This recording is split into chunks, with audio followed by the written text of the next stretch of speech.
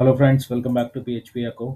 और आज के इस वीडियो सेशन में हम लोग देखने वाले हैं पीएचपी से रिलेटेड एक और छोटा सा टॉपिक, जिसमें बेसिकली हम लोग बात करेंगे डिफाइन स्टेटमेंट की।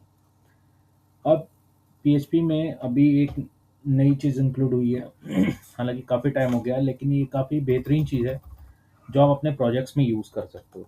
बेसिकली इसको हम लोग बोलते हैं पीएचपी कांस्टेंट। ठीक है, अब कांस्टेंट आपको पता ही है क्या होते हैं।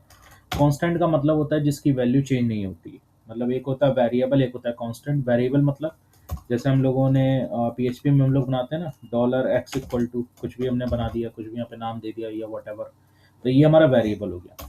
लेकिन मान लो पीएचपी में अगर हमें वेरिएबल नहीं बनाने हैं, ठीक है, तो हम एक कांस्टेंट टाइप का भी पीएचपी में एक टर्म यूज़ कर सकते हैं, जिसमें बेसिकली पीएचपी हमको एक फंक्शन देता है जिसका नाम है डिफाइन। ठीक है, अब डिफाइन क्या करता है? डिफाइन बेसिकली एक ऐसा फंक्शन है जो कि एक कांस्टेंट की तरह काम करता है पीएचपी में। और इसमें दो चीज़ें होती हैं। सबसे पहले मैं आपको इसका सिंटैक्स लिख के दिखाऊंगा कि सिंटैक्स क्या होता है, इसको कैसे यूज़ करते हैं, और ये किस किस चीज़ में डिफ़र है दूसरी चीज़ों से। या अगर आप में कोई कन्फ्यूज़न आ रहा है कि आप इस तरीके की चीज़ें हो सकती हैं तो हम डिफाइन क्यों यूज़ करें, है ना, तो उसके लिए भी यहाँ पे हम सॉल्यूशंस देंगे। तो देखिए, सबसे पहले हम लोग यहाँ पे लिखते हैं पीएचपी।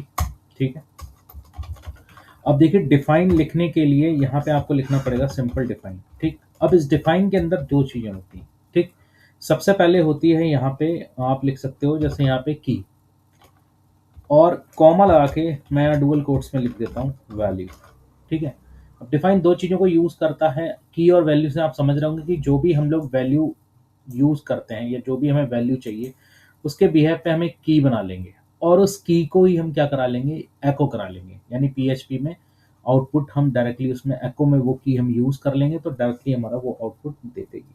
ठीक है, अब ये डिफाइन हम यूज़ क्यों करते हैं? देखिए, मान लीजिए किसी किसी प्रोजेक्ट्स में आपको, जैसे मान लीजिए आप बिलिंग का प्रोजेक्ट्स अगर बना रहे हैं, तो बिलिंग के प्रोजेक्ट्स में क्या होता है कि मान लो आपका जब बिल आपका जनरेट होता है, तो उस टाइम पे मान लो आपका कंपनी का नेम हो गया, ठीक है, या आपका एड्रेस हो गया, ठीक, या आपका कॉन्टैक्ट नंबर हो गया, ठीक, या आपका कोई लोगो हो गया।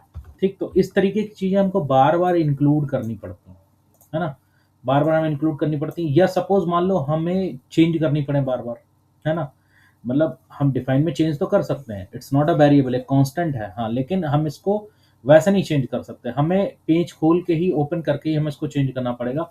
लेकिन इसकी एक और खासियत है कि इसको हम अगर एक बार चेंज कर देंगे, तो जहाँ जहाँ भी ये यूज़ हो रहा होगा वहाँ ऑटोमेटिकली ये चीज़ अपने आप चेंज हो जाएगी। ठीक, अब कुछ लोगों को ये कन्फ्यूज़न रहता है कि जैसे हम लोग पीएचपी में यूज़ करते हैं इंक्लूड, है ना, इंक्लूड भी हम लोग यूज़ करते हैं कि जहाँ जहाँ हमें जो भी चीज़ इंक्लूड करानी है, हम सिंपल इंक्लूड फंक्शन में यूज़ कर लें और उसका हम नाम लिख लें।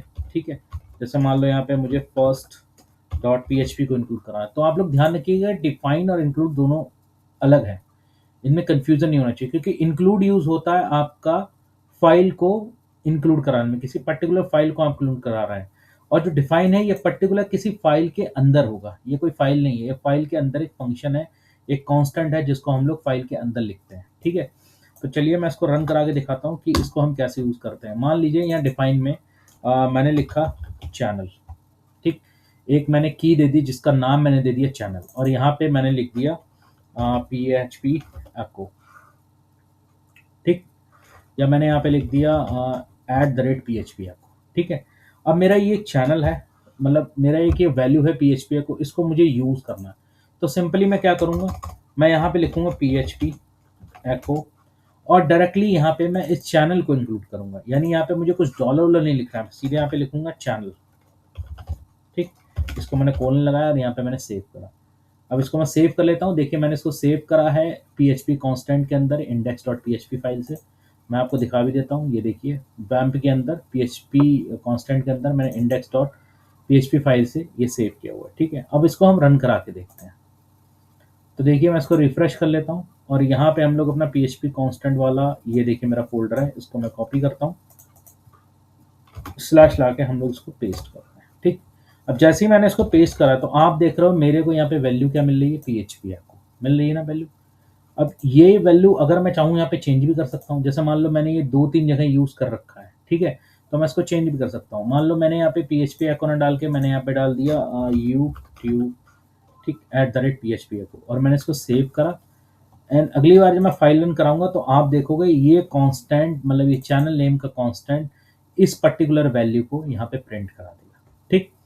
बट इसका हमें फ़ायदा क्या है, इसको हम यूज़ कैसे कर सकते हैं? इसको यूज़ हमें ऐसे ही करना है कि हमने एक फ़ाइल बना ली, उस फ़ाइल में हमने सारे कांस्टेंट डिफ़ाइन कर दिए। सपोज़ मैंने अभी एक डिफ़ाइन इस नाम से किया हुआ है, मान लीजिए मुझे एक और डिफ़ाइन करना है जिसमें मैंने दे दिया कॉन्टैक्ट, ठीक।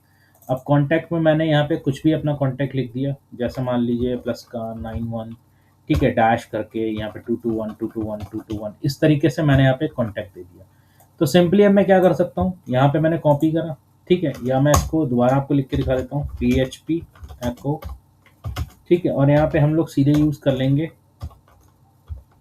कॉन्टैक्ट, ठीक, और यहाँ पे मैंने इसको सेव कर दिया। तो अब मैं रिफ्रेश करूंगा तो आप देखोगे यहाँ पे मेरा एक कॉन्टैक्ट नंबर भी दे रहा है। तो यानी PHP में डिफाइन फंक्शन या डिफाइन कांस्टेंट एक ऐसा बेहतरीन फंक्शन है जिसमें आप किसी भी टाइप का कंटेंट आप डाल सकते हो, इवन आप इमेज का URL भी डाल सकते हो यहाँ पे, ठीक है। इमेज का जो भी URL होगा वो यहाँ पे आप डाल दोगे और इमेज SRC के अंदर इस वाली की को रख दोगे तो पर्टिकुलर उस इमेज को भी वो कॉल करा देगी, ठीक है।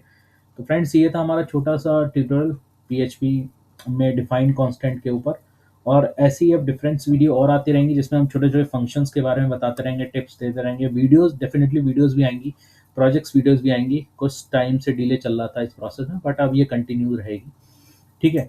तो डिफाइन कांस्टेंट में अगर आपको कोई भी कन्फ्यूजन हो तो प्लीज़ कमेंट करिएगा। बाकी वीडियो अच्छी लगी तो वीडियो को लाइक करें, चैनल को सब्सक्राइब करें, बने रहे PHP एको के साथ। इसी तरीके के डिफरेंट वीडियो लाते रहेंगे और छोटी-छोटी चीज़ें आपको सिखाते रहेंगे। अगर और किसी लैंग्वेज में आपको कोई भी चीज़ सीखनी है तो प्लीज़ आप कमेंट कर सकते हैं। Thank you so much for watching. मिलते हैं नेक्स्ट वीडियो में।